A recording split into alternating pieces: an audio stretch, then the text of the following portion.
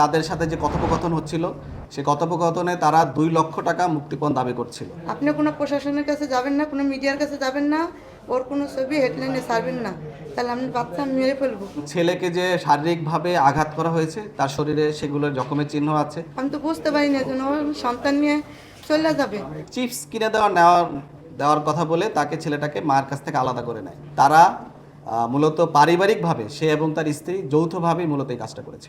এখানে আমরা এই বিষয়টা যখন আমাদের কাছে আসেন, আমাদের কাছে মূলত কোতোয়ালি থানা থেকে আমাদের কাছে সহায়তা চায় এবং আমাদের কাছে তাদের সাথে যে কথোপকথন হচ্ছিল সেই কথোপকথনে তারা 2 লক্ষ টাকা মুক্তিপণ দাবি করছিল এবং পুরো প্রসেসের সাথেই আমরা ছিলাম। এবং ছেলেকে যে শারীরিকভাবে আঘাত করা হয়েছে তার শরীরে সেগুলোর জখমের চিহ্ন আছে এবং তাকে যে ইনিশিয়াল পেমেন্টটা করা হয়েছিল তাকে কিন্তু কিছু টাকাও এই আসামিকে আমি বলবো যে ভিকটিমের পক্ষ থেকে এই যে আব্দুল্লাহ আর নূর তুষারের পক্ষ থেকে তার মা তাকে উদ্ধারের জন্য কিছু টাকাও পেমেন্ট করেছিল। খামেরা তো দাগ হয় কিভাবে? এই যে ভাবি, দাগও যাবে রাগও যাবে, নিন চাকা সুপার হোয়াইট। সো এর মাধ্যমে আমরা নিশ্চিত হতে পেরেছি যে মূলত তাকে এখানে অপহরণের জন্যই মূলত তাকে নিয়ে যাওয়া হয়েছে এবং তাকে নিয়ে যাওয়ার জন্য যে ছকটা আঁকা হয়েছিল সে তাকে মূলত পরিচয়ের মাধ্যমে তাকে ফাঁদে ফেলে তাকে প্রথমে একটি জায়গায় দেখা করে, তার পরবর্তীতে আরেকটু তার বিশ্বস্ততা অর্জন করার মাধ্যমে তাকে পরবর্তীতে আরও একটা জায়গায় নিয়ে যায়, যেটা হচ্ছে সোয়ারিঘাট ঢাকা লঞ্চ টার্মিনাল। সেখানে নিয়ে যাওয়ার পরে মূলত চিপস কিনে দেওয়ার কথা বলে তাকে ছেলেটাকে মার কাছ থেকে আলাদা করে নেয়। নিয়ে যাওয়ার পরে তাকে একটি বাসে করে তাকে সরাসরি সে নিয়ে যায় হচ্ছে মঠবাড়িয়াতে, মানে লঞ্চঘাট থেকে লঞ্চ টার্মিনাল থেকে বের হয়েই তাকে মূলত মঠবাড়িতে নিয়ে যায় এবং সেখানে তাকে আটকে রাখে। তো বাচ্চাটাকে যখন সেখানে আটকে রাখে তাকে ঘুমের ওষুধ খাওয়ানোর মাধ্যমে তাকে মূলত সেখানে আটকে রাখা হয় এবং সে যখন ঘুম থেকে উঠতো, সে যদি আবার ওষুধ খেতে যদি না চাইতো তখন তাকে মারধর করা হতো।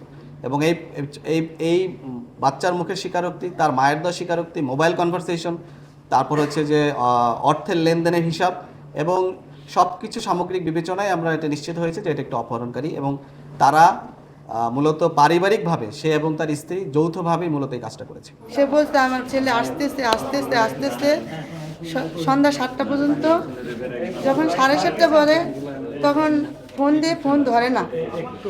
পরে আমি মোহাম্মদপুর হাঁটতে গেছি, যাওয়ার পরে যখন রাত 12টা বাজে ওর ফোন দিলাম, ফোন রিসিভ করে আমি বলতেছি, ভাইয়া আপনি আমার ছেলে নিয়ে কোথায়?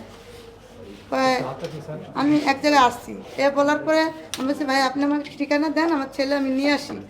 ও বলে ফোনটা কেটে দিল। দিয়ে আমি যখন হাঁটতে আসতেছি 12টা বাজে আমার ফোন দিল, দিয়ে বলে আমি যা বলি তা শুনেন, আপনি কোনো প্রশাসনের কাছে যাবেন না, কোনো মিডিয়ার কাছে যাবেন না, ওর কোনো ছবি হেডলাইনে ছাড়বেন না, তাহলে আমি বাচ্চা মেরে ফেলবো।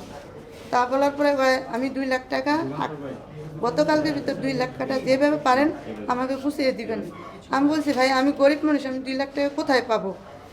পরে আমি রাত্রে হাঁটতে আমার স্বামীকেও বলি নেই ভয়ে, যখন প্রায় 1:45 বাজে আমার ভাই বেটি আছে তার বাসায় যে আমি কান্না করে পড়ছি। পরে চারিপাশে থেকে আমার ফোন দিতে আছে আমার ছেলে, বলতেছে আম্মু তুমি কই, তুমি বাসায় আসো। পরে আমার স্বামী বাসায় আসছে। আমার স্বামী মানে ভয়ে আমি বলিনি যে আমার স্বামী আমার কী বলবে, আমি কি করলাম আমার সন্তান ওর কাছে দিয়ে। আমি তো বুঝতে পারি না যেন ওর সন্তান নিয়ে চলে যাবে।